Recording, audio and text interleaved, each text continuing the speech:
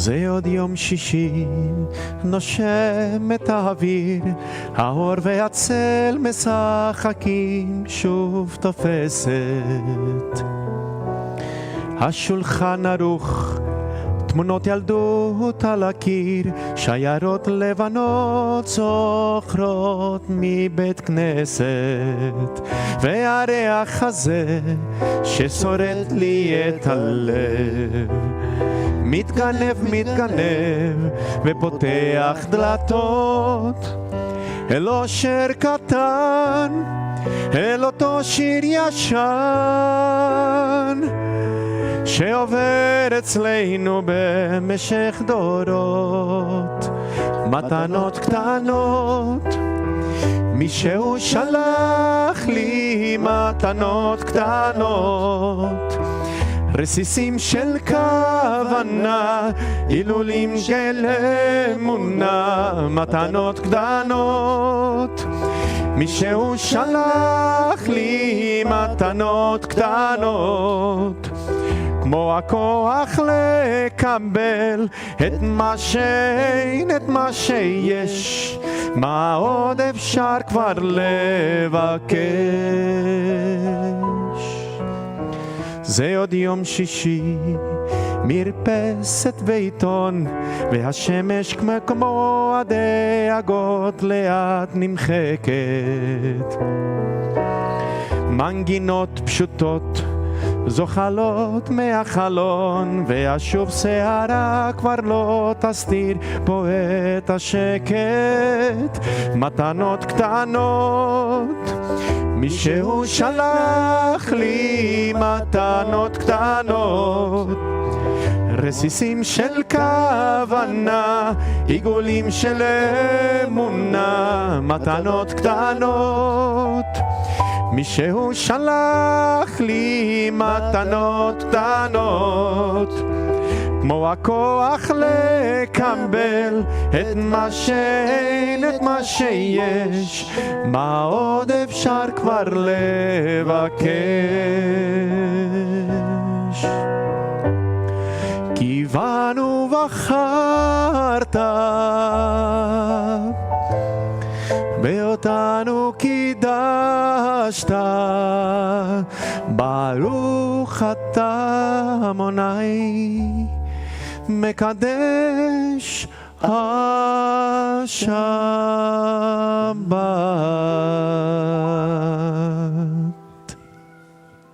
Obrigado.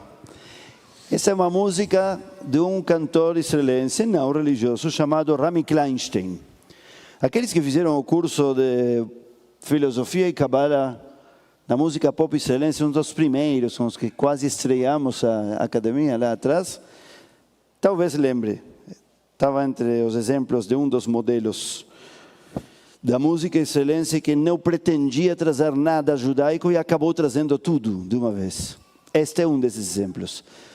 Mas não vamos nos aprofundar nessa música. A letra, em particular, tem uma frase que tem uma descrição da sexta-feira. Zeo Yom Shishi, assim começa. E, entre outras coisas, diz todas as pessoas de branco indo para a sinagoga, essas músicas de todos os tempos e de todas as comunidades que despertam o passado e assim por diante. Mas tem uma frase pela qual poderia ter pedido essa música do Alê e da Tânia por todas as frases. Cada uma tem alguma coisa interessante e relevante para nosso Shabbat. Não somente a reza de hoje, o Shabbat em si, as 24 horas. Mas especificamente eu pedi essa música por uma das frases que diz: והריח הזה שצובט לי את הלב, que significa, e esse aroma que me belisca e cutuca ao mesmo tempo o coração. מתגנב, se vai infiltrando e abre portões. Todos experimentamos aromas que nos levam longe, certo? Suponho. E sabores, principalmente. Sabores diferentes. Talvez também, provavelmente, todo mundo experimentou o impacto dos sabores e as transformações que esses sabores nos trazem. As transformações que produzem em nós e as transformações que nós precisamos para poder recebê-los. Existem gostos que antes não gostávamos e agora sim. Existem sabores que agora não gostamos e antes gostávamos. Já experimentaram isso? Comidas, níveis de açúcar, ou de sal, ou de pimenta, e assim por diante. Existem os mesmos toques, que dependendo da quantidade, fazem uma coisa ou outra. Doses que trazem doçura e também enjoam. Existe o salgado que pode ficar amargo. Existem temperos que, se faltam todos, então a comida não tem nenhum sabor, mas se exageramos neles, inibimos o sabor da comida e tudo se parece. Já vejo que estão começando a pensar nas metáforas, aonde vai nos levar isto. Existe o azedo e o picante que ativam, realçam, nos acordam, mas também que podem nos fazer chorar. Nos tiram a voz. Não sei se já aconteceu com vocês, a mim me aconteceu tudo isso já alguma vez. Queimam.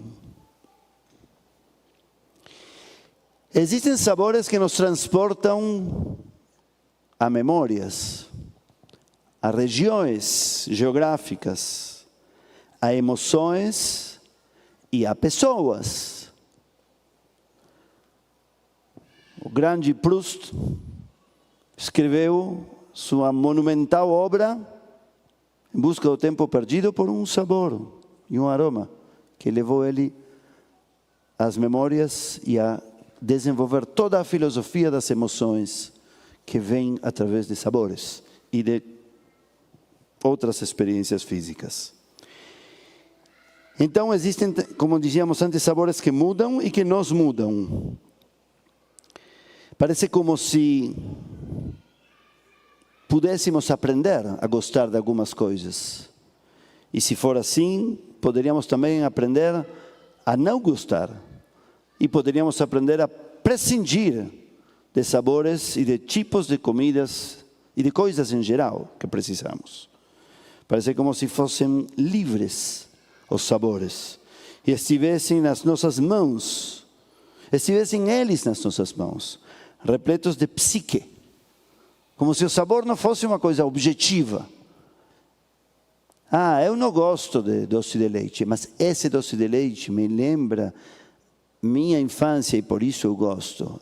Eu não gosto de Kneidelech, mas alguns Kneidelech me lembram da vovó, então esse sim eu gosto. E assim por diante. Então, talvez, isso eu não gosto, porque me lembra de tal e tal discussão, nunca mais vou comer aquilo. Como se os sabores estivessem intimamente relacionados muito mais com nossa psique, nossa emoção, nossa vida, nossa história, nossos relacionamentos, nosso estado de ânimo, nossa vontade e outras capacidades muito mais do que o próprio sabor. Vocês sabem como se diz sabor em hebraico? Muitos já sabem que sou friki, fascinado pelas línguas em geral, por como pensam as línguas e especialmente o hebraico. O hebraico, me parece que estamos sem madrihim hoje, né? Alguém também pode nos ajudar? Me parece que alguma criança está pedindo alguma ajuda. Obrigado. Obrigado em nome delas. Muito bem. Em hebraico, como se diz? Ta'am, exatamente. Ta'am se diz sabor, gosto. E a própria palavra ta'am também significa outras coisas, claro. Senão não teria dito tudo o que falei até agora com vocês, já sabem. Ta'am em hebraico significa também acento, acentuar algo. Ta'am em hebraico significa também sentido. Ma ta'am. Qual o sentido disso? Sabor, gosto, acento, sentido e musicalidade. A música que nós usamos para ler a Torá se chama Ta'amei Amikra. Os ta'amim, os gostos, os acentos da Torá.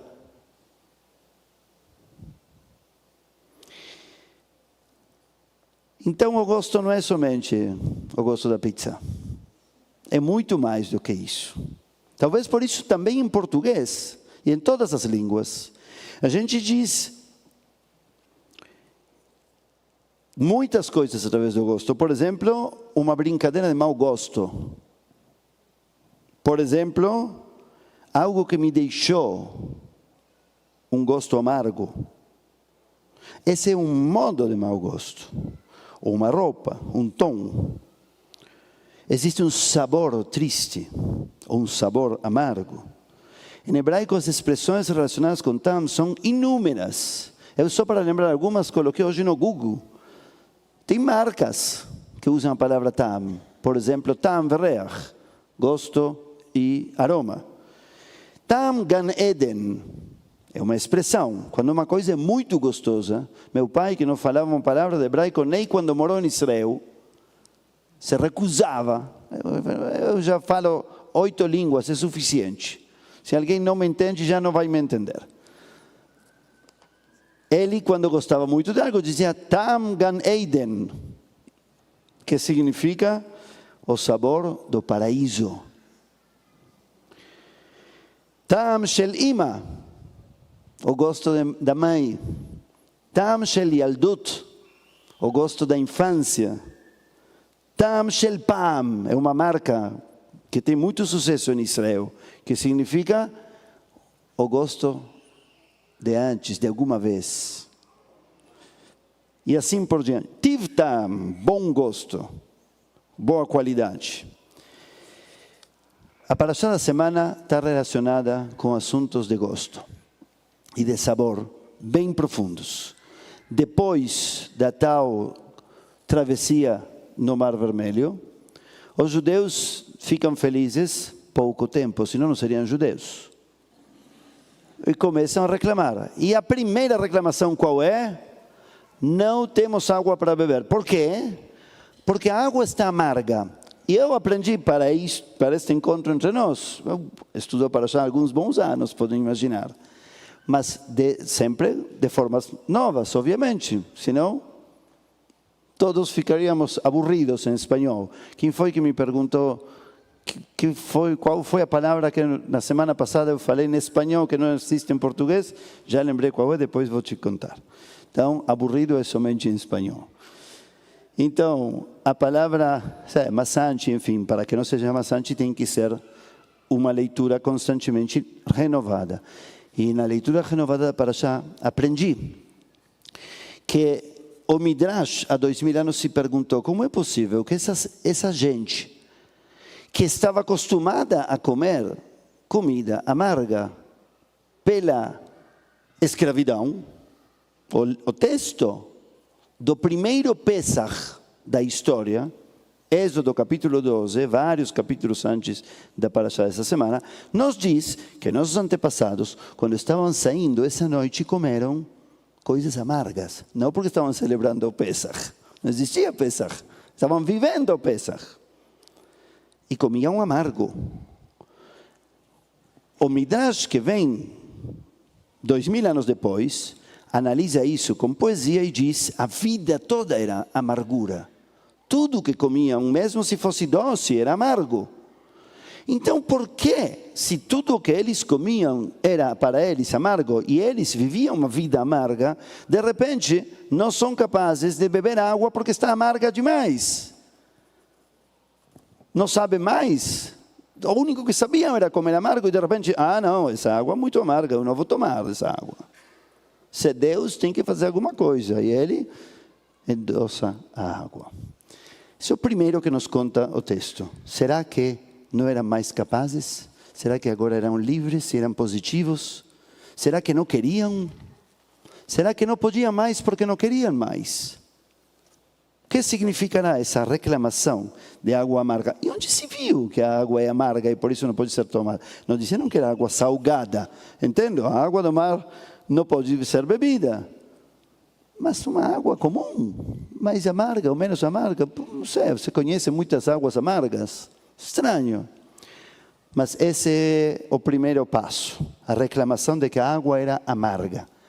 Talvez o ser livre ou a transformação tinha algo a ver com isso. Mais para frente vem o famoso parágrafo do maná, em outras línguas, que também está intimamente relacionado com o assunto do sabor.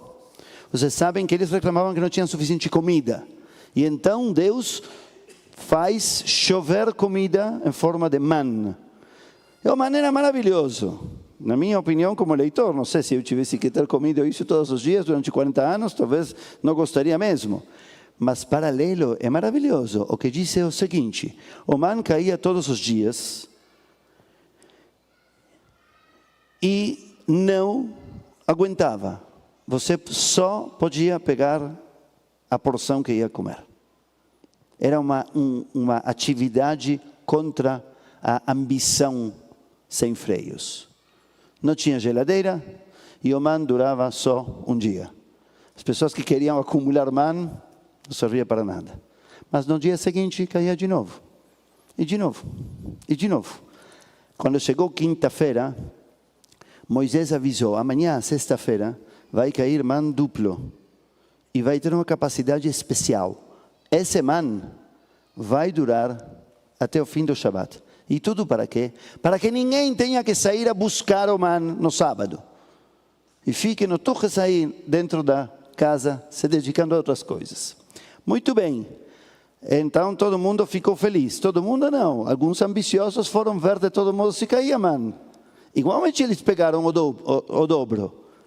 Mas foram buscar mais. E não encontraram. E aí então, como Deus tinha seus espiões aí, segundo a narrativa, vai reclamar com Moisés. E Moisés diz que foi o que aconteceu e Deus conta a história. E então ele diz, Deus a Moisés, Moisés ao povo, que a ideia do Shabat é ficar conosco, é ficar dentro. Isso está relacionado com o man.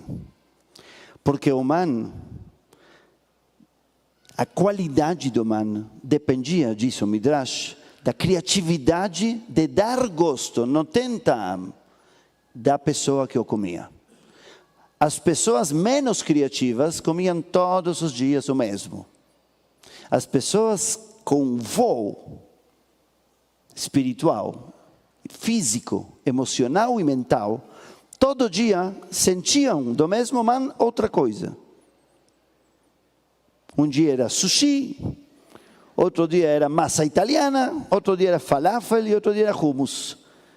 O man era sopa de knedler para alguns e para outros era tabule. Muito bem, e os que não eram capazes comiam sempre o mesmo e continuavam obviamente reclamando de tudo. O man dependia do que nós podíamos fazer. E justamente é o man que ensinou a que pelo menos uma vez por dia, cada um sentasse com si próprio, uma vez por semana, desculpem, cada um sentasse com si próprio e não saísse a se perder e a se distrair de si próprio. Aqui vou abrir um último parênteses e com isto vamos encerrar. Esse é um dos exemplos mais bonitos e mais terríveis de nossa tradição. E vou explicar por quê. Acontece que essa história de que o man devia ser colhido todos os dias e na sexta-feira colhido duplamente para não ter que sair no sábado, e que as pessoas foram igual a sair no sábado, então surgiu uma nova mitzvah. Já existia a mitzvah de não cozinhar, já existia a mitzvah de não acender fogo, e existia uma nova mitzvah de Shabbat que é Al Yeitzeh Ish Mimkomo Bayom HaShvi'i, que significa não sairá uma pessoa de seu lugar no sétimo dia. Que fizeram, alguns dos nossos antepassados fizeram algo errado, na minha opinião rabínica. Eu já falei disso em congressos de rabinos. Eu acho que assim como o judaísmo fez coisas maravilhosas, 99% dos casos, com o que dizia em forma pequena na Torá, o Talmud o expandiu de um modo incrível. Este é um caso errado. não do Talmud, da Halachá. Por quê? Porque a discussão se foi ao outro lado. A discussão foi uma discussão técnica. O que significa sair do lugar? Sair do bairro. Não pode sair do bairro no Shabat. Não pode sair da cidade. Na verdade, pode sair de onde você quiser, desde que faça um eruv. E aí começaram um monte de tecnicismos e se perdeu o principal. O principal era que cada um sente com ele mesmo. A segunda parte da frase era o mais importante. Não o que significa lugar. Lugar é casa, lugar é quarto, lugar é bairro, lugar é cidade, não interessa isso. O que importa é a segunda parte. A segunda parte diz, e sente cada um com si próprio no Shabat. Esteja com você, não fuja de você. Na minha humilde opinião, depois de ter aprendido essas coisas, o man, o sabor da água e o não sair do lugar estão os três relacionados. E significam o mesmo. Talvez o sabor não é o sabor mais sal ou menos sal. É o sabor que teu interior pode dar à tua vida, a quem você é. A água, a man, a relação, ao tempo, ao silêncio e à palavra. Se você fugir de você, tudo vai ser chato, no duplo sentido da palavra. Se você estiver com você, no Shabat e todos os dias, tudo vai estar repleto de sabor, de música e de sentido. Que saibamos fazê-lo. Shabbat Shalom.